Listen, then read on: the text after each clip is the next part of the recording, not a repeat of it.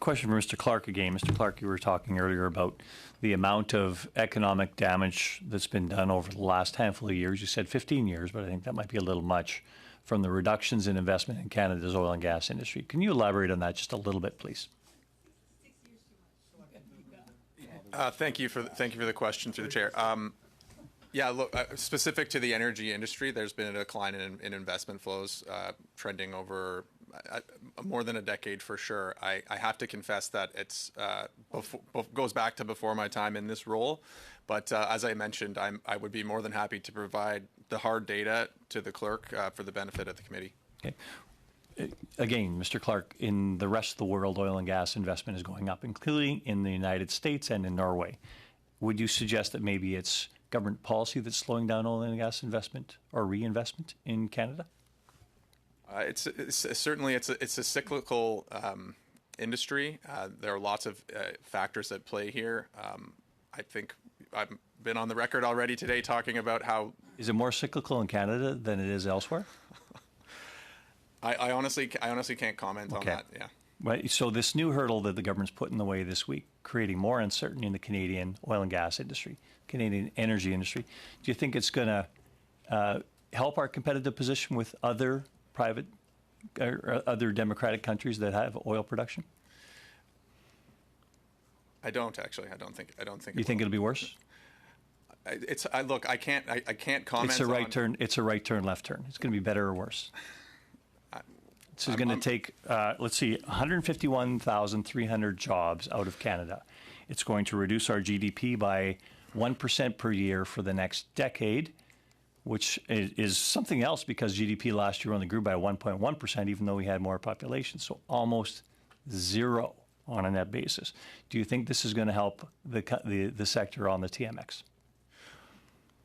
Do you think the TMX will lose listings because it is no longer a favorable place to invest in energy companies? I think Canada is and remains an attractive place to invest. I really can't comment on the decisions that executives will make. Well, in this I'll regard, check you on that, because if you're in the oil and gas industry and you're in a country that's saying we don't want you anymore, you're not going to, and you'll look for other listings, much like they've looked for other listings when they've moved out of the Netherlands to the UK, as in BP. I'm sorry if I'm making you uncomfortable, but let's talk about what this goes down to at the end of the day, because this is a finance.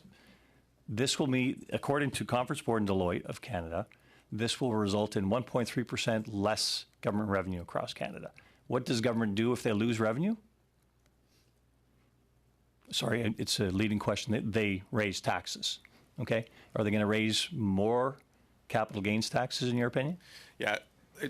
Thank you for the question. Thank you for all of your questions. That's not for me to say. What I can say is that we're here to be a constructive partner with governments, whoever's in office. Well, the question I'm trying to pose to you, and you seem to be avoiding here, is this greater uncertainty created by this federal government in the oil and gas industry, in the energy industry, going to be beneficial for the companies that list on the TMX exchange, or the opposite of beneficial? I thank you for the question, and I'm not trying to avoid your question. I'm just not necessarily in a position to answer it directly. What I can say. Well, okay. Let me quote the Minister of the Environment, who said, "No other country in the world that produces oil and gas is doing anything like this." Why do you think that is?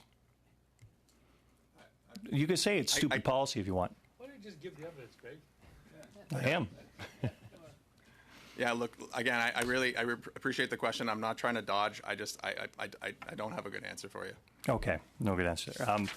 Let me go back to Mr. Rock here. Mr. Rock, the government came up with this absurd number about the number of people that are actually affected by this capital gains inclusion rate increase.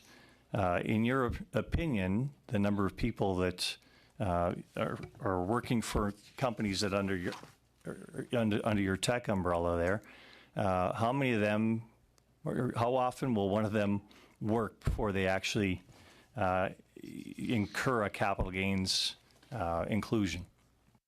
It'll be years, and that's their goal, is to get to the point where they will have a capital gain at some point, maybe. But we think there's about an 85% to 90% failure rate when you're starting a company. That's why we need as many people behind them to get behind it.